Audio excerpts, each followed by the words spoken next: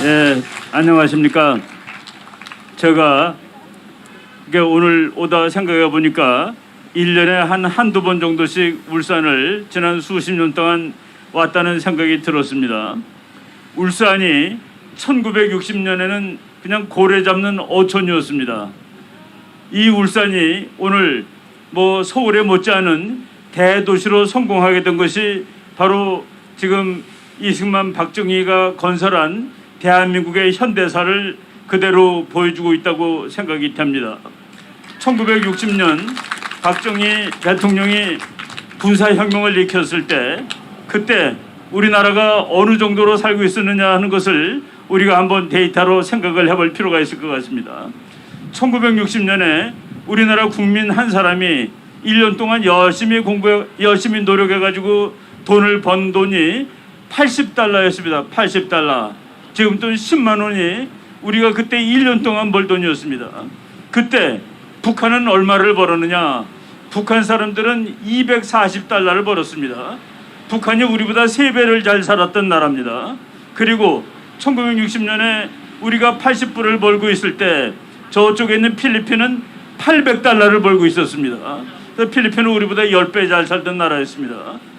미국에 있는 학자들이 대한민국이 1960년대 가장 비슷한 나라를 어디서 찾냐면 아프리카에서 있었습니다. 아프리카에 가나라는 나라가 있습니다. 가나. 여러분들이 가나라는 이름을 어디서 많이 들어보셨습니까? 쪼꼬레 이름이죠. 쪼꼬레 이름. 예. 가나의 대통령이 1960년대에 우리나라를 방문한 적이 있었습니다. 박정희 대통령이 있을 때. 그때 가나하고 한국하고 비슷하게 살 때인데 가나가 초콜릿 자료를 한국에다가 대줄 테니까 그거로 맛있는 초콜릿을 만들라. 그래서 그때 초콜릿을 만들던 회사가 롯데입니다. 롯데 가나 초콜릿이라는 초콜릿이 나왔죠. 그 롯데가 이렇게 엄청난 회사가 돼 있다는 사실이 그것이 바로 우리나라 현대 역사고 우리가 그 역사를 자랑스럽게 여겨야 되는 그런 이유가 되는 것입니다. 그리고 바로 이 울산이라는 도시는 대한민국을 오늘날까지 발전시키는데 견인차 노릇을 했던 그런 중요한 도시가 되는 겁니다. 여러분 여기 현대자동차라는 자동차 회사가 있는데 현대자동차는 미국에도 공장이 있습니다. 제가 그 미국에 있는 현대자동차 공장을 갔더니만은 거기에 그 견학 온 사람들이 엄청나게 많더라고요. 그래가지고 그 견학하는 시설에 갔더니만은 세계 지도가 있고 그리고 미국 지도가 있고 거기 이제 조지아주에서 조지아주 지도가 있었고 그 다음에 한국 지도가 따로 있더라고요. 그러면서 거기 구경 온 사람들한테 조그만 바늘 하나씩 주는 거예요. 어디서 왔는지 갖다 찍으라고. 예, 제가 간 날 영국에서 온 그 어린이와 아버지가 있었는데 그 사람은 세계 지도에 영국에다 갖다가 그 바늘을 찍더라고요. 그리고 미국 사람들 캘리포니아에 온 사람은 미국 전체 지도에 또 거기다 갖다 찍고 조지아에서 온 사람은 거기 또 자기 도시들이 있으니까 자기 도시에다 찍고 그런데 거기 안내하는 사람이 저보고 선생님은 어디서 오셨냐? 그래서 나는 한국에서 왔다 그랬더니만은 그 사람이 뭐라고 그런지 아십니까? 자기네의 보스 칸츄리랍니다. 보스. 자기네의 왕초 국가에서 왔다. 그러면서 나한테는 바늘을 주면서 거기 한국 지도 있는데 한국에 그래서 제가 가서 서울에다가 찍으면서 정말 그 감개무량을 했습니다. 가나와 같은 나라가 이제 미국에 갔더니 미국에 있는 큰 공장에서 보스의 나라에서 온 손님이라고 바늘을 주면서 서울에다가 찍으라는 제가 그 사진을 찍어가지고 제가 그 이화여자 대학교에서 교수를 쭉 했는데 강의할 때마다 매 학기마다 그 사진을 보여주면서 한국 학생들한테 너희들의 이 나라는 너희들의 선배들이 정말 잘 만들어준 고마운 나라라는 걸 알라라고 얘기를 했습니다. 그런데 그 나라가 지금 정말로 엉망진창의 모순덩어리 나라가 됐습니다. 여러분 모순이라는 말이 뭔지 다 아실 겁니다.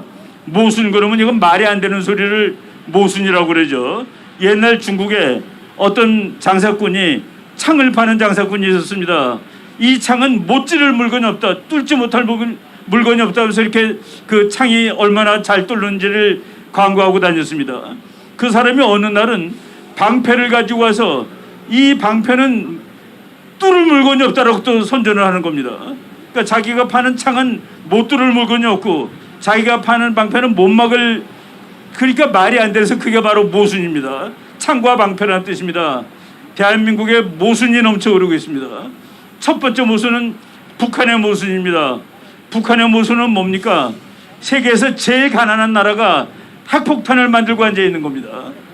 세계에서 제일 가난한 나라가 강성대국이라고 떠들고 있는 이 지독한 모순이 있는 겁니다.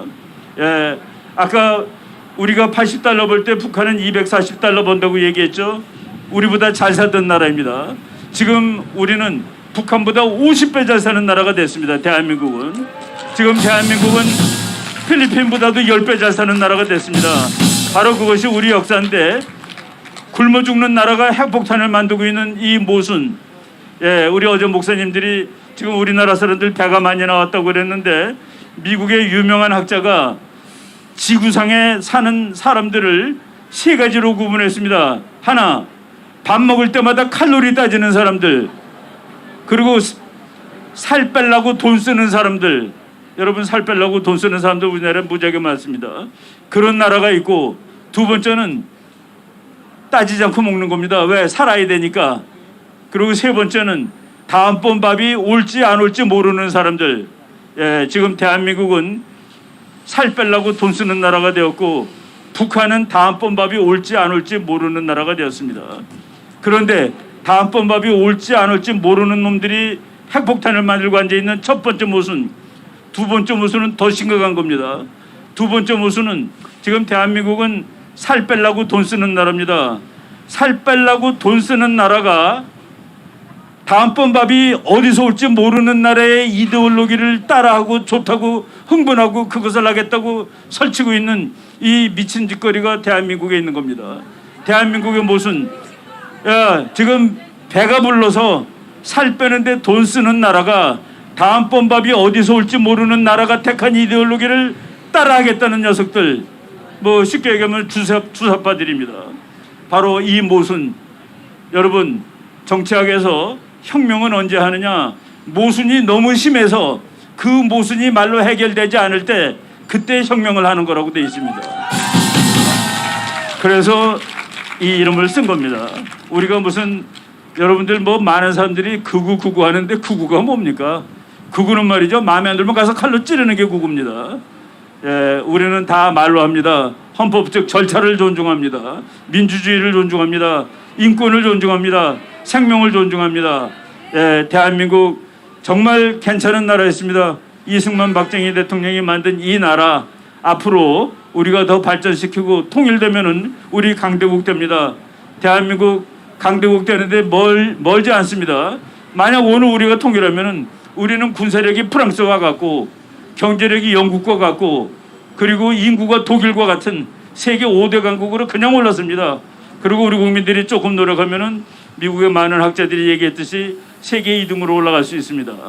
예, 그런 날이 그냥 오지 않습니다. 목사님 말씀대로 기도만 하면 밥이 그냥 입으로 들어갑니까?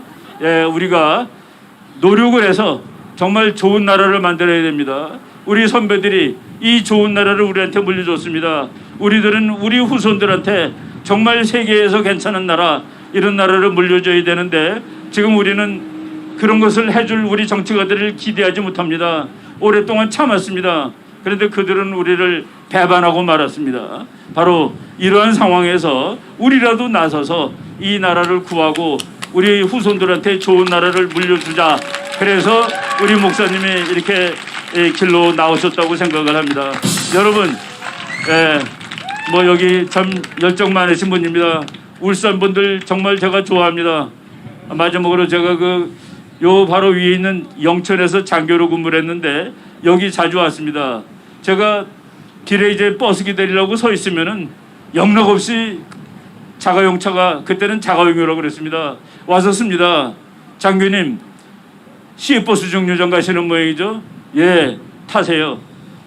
저는 여기 올 때마다 한두 번이 아니었습니다. 그런 그 정다운 도시, 여기 다시 와가지고 이렇게 말할 기회를 주신 목사님에게도 감사드리고 이렇게 경청해 주시는 여러분 감사합니다. 열심히 지지해 주시기 바라겠습니다.